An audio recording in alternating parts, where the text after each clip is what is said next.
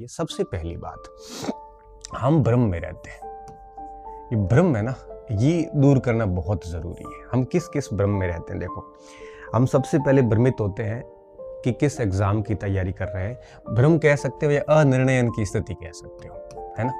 अनिर्णयन। अब आप एक एक बिंदु को मैं समझाऊंगा, आप ठीक से समझना। बहुत छोटे से सेशन में सारी चीज़ें क्लियर करूंगा। जब भी एक स्टूडेंट जैसे फ्री होता है तो वो निर्णय नहीं कर पाता कि वो तैयारी किसकी करे, भ्रमित हो जाता है। अब इसके भ्रमित होने के पीछे कई कारण होते हैं। कारण ये होता है कि एक तो वो देखा देखी करता है। मेरे साथी सब सेकंड ग्रेड की तैयारी कर रहे हैं तो वो हिम्मत ही नहीं कर पाता फर्स्ट ग्रेड की। साथी सब अगर किसी एलडीसी की प्रिपरेशन कर रहे हैं तो वो किसी दूसरे एग्जाम की तैयारी की हिम्मत नहीं जुटा पाता। देखा देखी करना सबसे गलत है। कौन किसकी तैयारी कर रहा है उसको देख के आप तैयारी कर रहे हो, ये गलत है। आप किसी को देख के निर्णय ना लें, ये आपके अनिर्णयन का सबसे बड़ा कारण है। दूसरा अनिर्णयन का सबसे बड़ा कारण ये है कि आप विभिन्न सारे सोशल साइट्स एंड यूट्यूब वगैरह इनसे जुड़े हुए हैं। आप हर किसी को सुनते रहते हैं और इनको सबको सुन सुन के आपके दिमाग में इतनी चीज़ें इकट्ठी हो गई है कि अब आप निर्णय नहीं कर पा रहे, क्योंकि आप इतने मैच्योर तो है नहीं कि सभी को सुनने के बाद एक निष्कर्ष पे पहुंचोगे। फिर आप क्या होता है कि फिर आप है वो अनिर्णयन की स्थिति में आते हो, आप डिसीजन मेकिंग कर ही नहीं पा रहे हो। तो आपके द्वारा जितना आप भटकोगे, है ना, जितना आप सोशल मीडिया, यूट्यूब, ये जो व्हाट्सएप है, टेलीग्राम है, यूट्यूब वगैरह है, इस दुनिया में जितने ज़्यादा भटकोगे ना, उतना आप अनिर्णय में रहोगे। आप एक सटीक डिसीजन नहीं ले पाओगे। और मैं हमेशा कहता हूँ कि कौन सा निर्णय सही होगा, कौन सा निर्णय गलत होगा, ये निर्णय पर डिपेंड नहीं करता, ये आपके ऊपर डिपेंड करता है। आप उसको सही सिद्ध भी कर सकते हो, आप उसको गलत सिद्ध भी कर सकते हो। अगर सही सिद्ध करते हो तो ये आपकी क्षमता है। अगर आप गलत कर पाते हो, निर्णय को गलत सिद्ध कर रहे हो, तो ये आपकी नाकाबिलियत है। ठीक है, निर्णय का कुछ नहीं है। मैं कह रहा हूँ कि आपने डिसीजन ले लिया कि भाई मुझे सेकंड ग्रेड की प्रिपरेशन करनी है, थर्ड ग्रेड की नहीं करनी है, और आपका अगर फर्स्ट सेकंड ग्रेड में सिलेक्शन हो गया तो आप कहोगे कि मेरा निर्णय बहुत सही था। तो ये आपकी काबिलियत है कि आपने उसको सही सिद्ध कर दिया। अगर आप इसी जगह फेल हो गए तो आप कहोगे कि मेरा निर्णय गलत था। गलत निर्णय नहीं था, ये आपकी नाकाबिलियत थी कि आप उस निर्णय को सही सिद्ध नहीं कर पाए।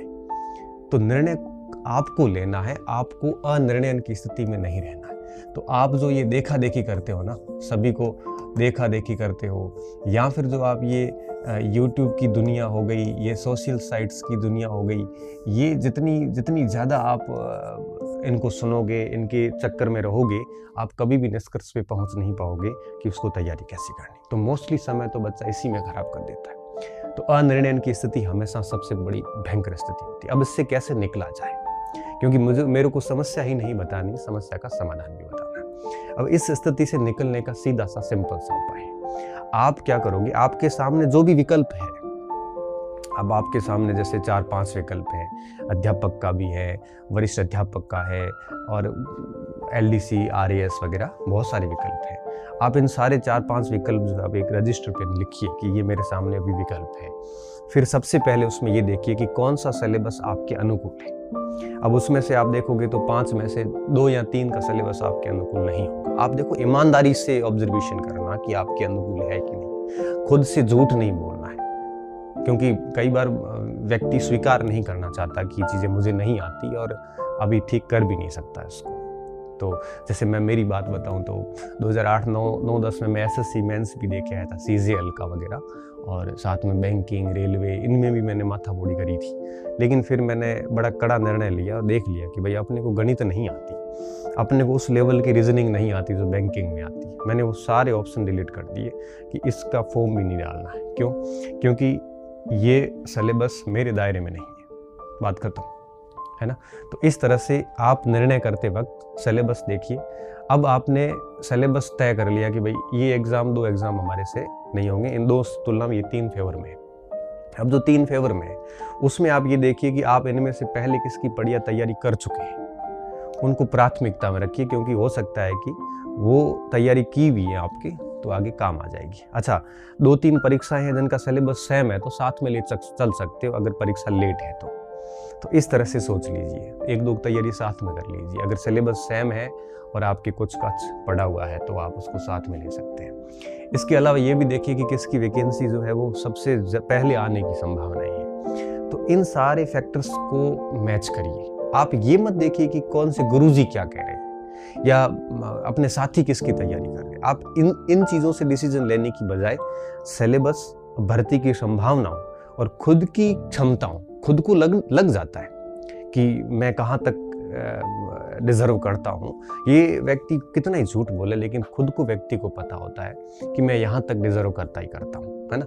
हालांकि उससे ज़्यादा ही डिजर्व करता हूँ, लेकिन कम से कम उसको पता होता है। इन सारी चीज़ों को पॉइंट में रख के आप एक डिसीजन ले लीजिए कि आपको किसकी तैयारी करनी है। मैं बताऊँ 2015-16 की बात।